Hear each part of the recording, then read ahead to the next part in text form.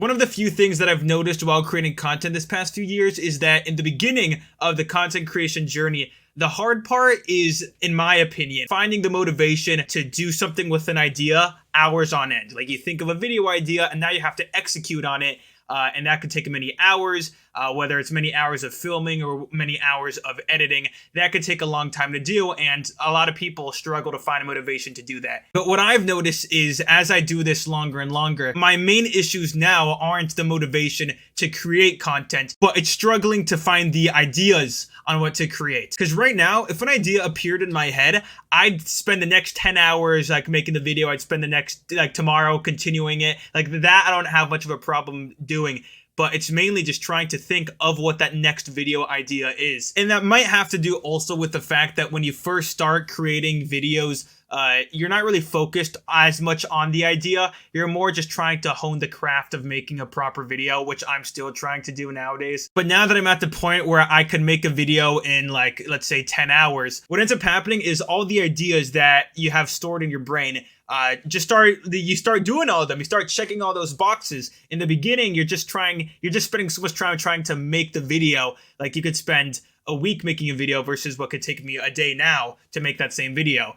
But now, because I know how to make a semi-proper video a lot quicker, I just end up checking those boxes. And now I'm at this point where it's a lot harder for me to think of video ideas. And it sucks because I have so much motivation to create YouTube videos, but sometimes I just won't have the idea of what to post. So I'm stuck there, like, sitting, brainstorming, but just doing nothing because I want to make something, but I've no clue what to make. And what's funny is sometimes I'll ask my audience, what do you guys want to see next? And, you know, obviously I love my audience and they're very nice for saying this. The answer they usually give is, we just want to see you create content that you enjoy making. But now I'm at this point where I don't even know what I enjoy making. I enjoy entertaining people. That's one thing. And I could entertain people through many avenues of content. There's many different niches that you could entertain someone in. Up until recently, I've just been doing reaction content, but now I don't want to do reaction content. And even if I did want to,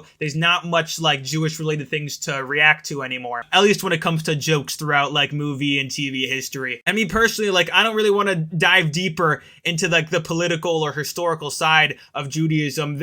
It's a very interesting topic, but that's something that me personally, I'm just not as interested in creating. My goals in creating is just to entertain and to be funny. I don't necessarily have to do reaction content, but what the problem, and I knew this problem was going to happen, is that by making a lot of reaction content and having it thankfully do well, ends up creating the audience of people that enjoy my reaction content.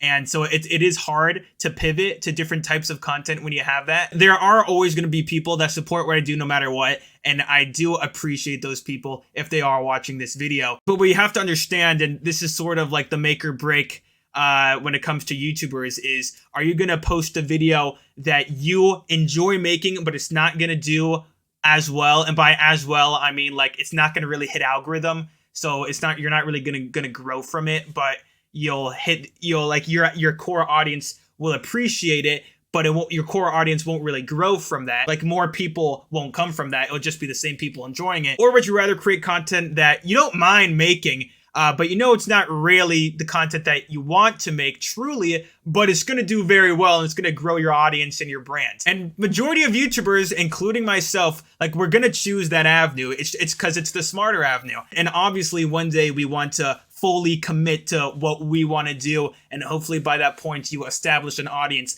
that will watch whatever you do, and it's a big enough audience that you could sustain yourself with that audience. Like, yeah, I can make content that I enjoy doing, but what's going to end up happening is it won't necessarily do well. Maybe it can, maybe it can't, but even if it does do well with my audience, and my audience isn't at the point where it's at where I could sustain myself from it. So I'm sort of like forced to create the other type of content. At the moment, I don't need to sustain myself, but if this is something that I want to do, I have to look, towards the future. It eventually needs to be something that I can sustain myself with. I do truly believe, though, that I have the ability to create entertaining content, whether it's through reactionary based content or even just me being myself in whatever given environment. So the main thing I'm going to have to go through now is how do I execute that properly? How do you properly pivot to a different style content that your older audience still enjoys, but can also be seen by a broader audience? And that's something that I'm going to be working on. I have like this special that's gonna come out on my main channel. I bake a cake, you know, I have some shenanigans in there, and I do